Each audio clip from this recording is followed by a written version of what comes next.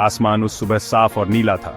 2 जुलाई 1955 New York city के John F Kennedy airport पर pan American flight 914 के यात्री मियामी के लिए सवार हो रहे थे। 3 घंटे की सीधी आसान उड़ान। परिवार छुट्टियों के लिए उत्साहित थे, बिजनेसमैन अपनी मीटिंग्स के लिए तैयार, अनुभवी क्रू, भरोसेमंद डगलस DC-4 विमान, सब कुछ सामान्य। प्री फ्लाइट चेक्स बिना दिक्कत के पूरे हुए।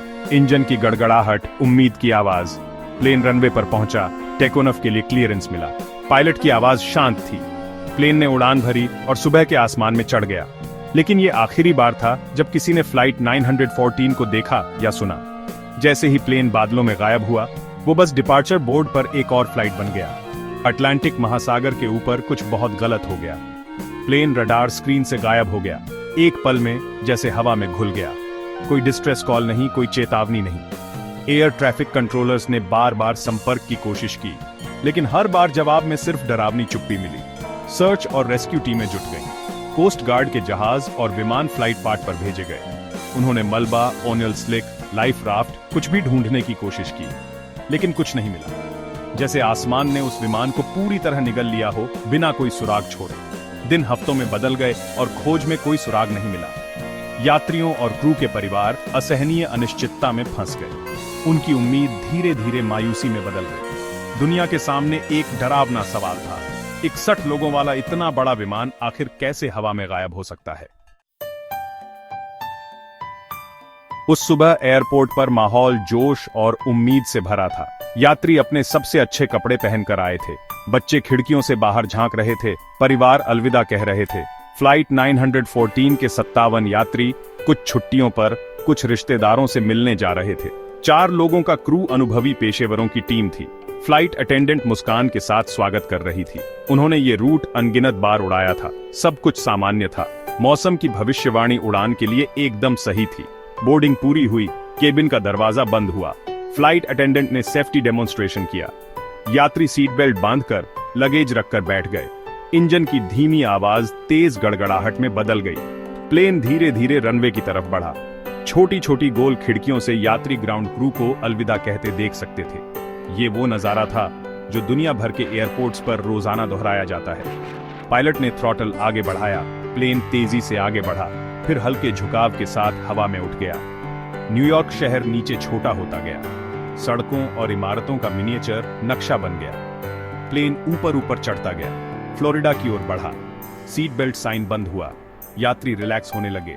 उड़ान पूरी तरह प्लान के मुताबिक चल रही थी, लेकिन वे एक अनजाने मुकद्दर की ओर उड़ रहे थे, जिसकी किसी ने कल्पना भी नहीं की थी। फ्लाइट की लैंडिंग मियामी में सुबह 9:55 पर तय थी। पहली 1 घंटे तक सब कुछ सामान्य था। प्लेन एयर ट्रैफिक कंट्रोल से लगातार संपर्क में था। पायलट्स अपनी पोजीशन, ऊंचाई और रफ्तार की रिपोर्ट दे रहे थे। उनकी आवाजें शांत, प्रोफेशनल। ग्राउंड पर कंट्रोलर रडार स्क्रीन पर फ्लाइट की प्रगति देख रहे थे। एक छोटी सी हरी बिंदी अपने तय रास्ते पर बढ़ती हुई। फिर अकल्पनीय हुआ। बिना किसी चेतावनी के फ्लाइट 914 की हरी बिंदी रडार स्क्रीन से गायब हो गई। 1 सेकंड पहले थी, अगले सेकंड नहीं। कंट्रोलर ने फ्लाइट से संपर्क करने की कोशिश की, कोई जवाब नहीं, सिर्फ स्टैटिक। उसने फिर कोशिश की, फिर भी बस चुप्पी।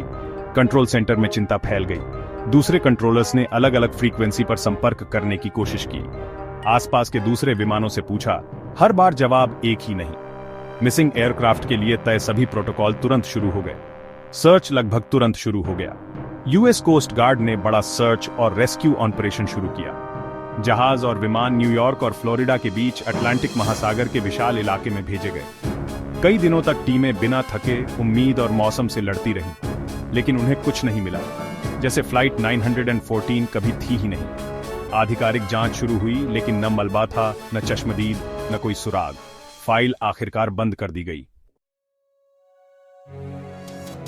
फ्लाइट 914 के गायब होने के बाद के साल दर्द और अनसुलझे सवालों से भरे थे। 57 यात्रियों और 4 क्रू मेंबर्स के परिवारों के लिए जिंदगी बिखर गई थी। वे एक क्रूर अनिश्चितता में फंसे थे, ठीक से शोक भी नहीं मना सके। बहुत समय तक कई लोग इस छोटे से भरोसे से चिपके रहे कि शायद उनके अपने किसी तरह जिंदा है। लेकिन जैसे जैसे हफ्ते महीनों में और महीने सालों में बदले, वो उम्मीद फीकी पड़ गई और उसकी जगह एक धीमा, लगातार दर्द आ गया। दुनिया आगे बढ़ गई। लेकिन इन परिवारों के लिए वक्त 2 जुलाई 1955 पर ही थम गया। फ्लाइट 914 का रहस्य एविएशन लोक कथाओं का हिस्सा बन गया। ये पायलट्स और एयर ट्रैफिक कंट्रोलर्स के बीच सुनाई जाने वाली भूतिया कहानी थी। जांचकर्ता और एक्सपर्ट्स हैरान थे। हर थ्योरी एक बंद गली में पहुंच जाती। सुराग की पूरी कमी सबसे ज्यादा हैरान करने वाली थी। समाज की प्रतिक्रिया जिज्ञासा और डर का मिश्रण थी। अखबारों ने सनसनीखेज हेडलाइंस छापी। कहानी ने जनता की कल्पना को जकड़ लिया। वक्त के साथ नई एविएशन दुर्घटनाएं हुई और फ्लाइट 914 की कहानी सुर्खियों से गायब हो गई। ये एक ठंडा केस बन गई। 37 साल तक बस चुप्पी रही। दुनिया बदल गई, लेकिन कुछ परिवारों के लिए वो दिन कभी नहीं बीता। 9 सितंबर 1992, Caracas, Venezuela. Simone Bolivar international airport के कंट्रोल टावर में एक आम दिन था। कंट्रोलर्स मॉडर्न जेट्स के आने जाने का सिलसिला संभाल रहे थे। रडार स्क्रीन पर बोइंग और एयरबस के जाने पहचाने आकार थे। अचानक स्क्रीन पर एक नया अनजान ब्लिप उभरा। ये जैसे अचानक कहीं से प्रकट हो गया हो। कंट्रोलर जुआन डे ला कोर्टे ने उस विमान की पहचान करने की कोशिश की। वो एयरपोर्ट की ओर बढ़ रहा था, लेकिन किसी भी स्टैंडर्ड आइडेंटिफिकेशन सिग्नल का जवाब नहीं दे रहा था। उन्होंने रेडियो पर संपर्क साधा। अनआइडेंटिफाइड एयरक्राफ्ट, आप प्रतिबंधित एयरस्पेस में प्रवेश कर चुके हैं। कृपया अपनी पहचान बताएं। कुछ पल तक बस स्टैटिक ही सुनाई दी। फिर अचानक स्पीकर से एक आवाज आई, हम पैन अमेरिकन फ्लाइट 914 हैं, न्यूयॉर्क से मियामी जा रहे हैं। हमारे पास 4 क्रू मेंबर और 57 यात्री हैं। रूम में मौजूद सभी कंट्रोलर्स सन्न रह गए। पैन एम फ्लाइट 914, ये तो नामुमकिन था। पैन अमेरिकन वर्ल्ड एयरवेज तो 1 साल पहले ही बंद हो चुकी थी। कंट्रोलर ने पायलट से पुष्टि करने को कहा। पायलट, ध्यान दें, आज की तारीख 9 सितंबर 1992 है। आप कहां थे? पायलट की तरफ से लंबा सन्नाटा था। फिर उसकी आवाज में अविश्वास, 1992? हे भगवान, हमें तो 2 जुलाई 1955 की सुबह मियामी लैंड करना था। कंट्रोल टावर में अफरा तफरी मच गई, लेकिन रडार पर ब्लिप असली था। अब वो विमान बाहर से भी दिख रहा था, एक प्रोपेलर प्लेन, डगलस DC-4। जुआन डे ला कोर्टे ने एक रनवे क्लियर किया और उस रहस्यमयी विमान को लैंडिंग के लिए गाइड करने लगा। डगलस DC-4 ने हैरान कर देने वाली सहज लैंडिंग की। जैसे ही पुराना प्रोपेलर विमान रनवे पर टैक्सी कर रहा था, वो 1990 के दशक के जेट विमानों के बीच बिल्कुल अलग लग रहा था। एयरपोर्ट सुरक्षा और ग्राउंड स्टाफ विमान की ओर दौड़ पड़े, उनकी गाड़ियां उसके चारों ओर घेरा बनाते हुए। कॉकपिट की खिड़की से उन्होंने पायलट का चेहरा देखा, जिस पर भ्रम और डर की लकीरें थीं। पैसेंजर विंडो से लोग एक अजनबी दुनिया को घूर रहे थे। वे आधुनिक ग्राउंड व्हीकल्स, एयरपोर्ट वर्कर्स की नई यूनिफॉर्म्स और ऐसे हवाई जहाज देख रहे थे जिनका डिजाइन उन्होंने पहले कभी नहीं देखा था। Juan de la Corte, air traffic controller, radio पर पायलट को शांत करने की कोशिश कर रहे थे। सर, शांत रहे, हम आपकी मदद के लिए ग्राउंड क्रू भेज रहे हैं। लेकिन पायलट की बेचैनी बढ़ती जा रही थी। उसकी आवाज गूंज उठी, नहीं, दूर रहो, हम अभी जा रहे हैं। इससे पहले कि कोई कुछ कर पाता, पायलट ने थ्रॉटल आगे बढ़ा दिए। DC-4 के इंजन तेज आवाज में गूंज उठे। विमान, जो 37 साल तक लापता रहने के बाद अभी अभी उतरा था, अब फिर से उड़ान भरने वाला था। ग्राउंड क्रू अविश्वास से देख रही थी। जैसे ही विमान टेक ऑफ कर रहा था, कॉकपिट डोर के पास से एक छोटी सी चीज नीचे गिर गई। DC-4 तेजी से आकाश में चढ़ा और बादलों में गायब हो गया। वो चीज जो विमान से गिरी थी, एक छोटा पॉकेट कैलेंडर था, 1955 का। एक मामूली सी चीज, लेकिन उसने पायलट की कहानी को और मजबूत कर दिया। फ्लाइट 914 के पायलट और काराकास कंट्रोल टावर के बीच हुई रेडियो बातचीत इस पूरी कहानी का केंद्र है। पायलट की पहली कॉल शांत थी, हम पैन अमेरिकन फ्लाइट 914 हैं, न्यूयॉर्क से मियामी के लिए उड़ान भर रहे हैं। उसे यकीन था कि वह बस कुछ घंटे ही आगे बढ़ा है। उसके लिए तो आज भी 2 जुलाई 1955 ही था। उसके कॉकपिट के बाहर की दुनिया वही थी जिसे वह उस सुबह छोड़कर निकला था। यही फर्क, उसकी सोच और 1992 की हकीकत इस कहानी को रोमांचक और डरावना बनाता है। जब जुआन डे ला कोर्टे ने पायलट को सही तारीख बताई, तो उसकी प्रतिक्रिया थी, हे भगवान। आप उसकी आवाज में घबराहट और उलझन महसूस कर सकते हैं। ऐसी सच्चाई का मानसिक असर बहुत भारी होता। पायलट का दोबारा उड़ान भरने का फैसला शायद सबसे मानवीय हिस्सा है। एक असंभव स्थिति में उसका पहला इंस्टिंक्ट था भाग जाना। जमीन पर सब कुछ उलझन और डर से भरा था। हवा में वह खुद पर काबू रख सकता था। वह 1955 में लौटना चाहता था, उसी दुनिया में जहां उसका घर था। और यात्रियों का क्या? टावर में बैठे कंट्रोलर्स ने केबिन से डर और उलझन की आवाजें सुनी। वे 1955 में मियामी छुट्टी मनाने निकले थे और अब वे 1992 में वेनेजुएला में थे।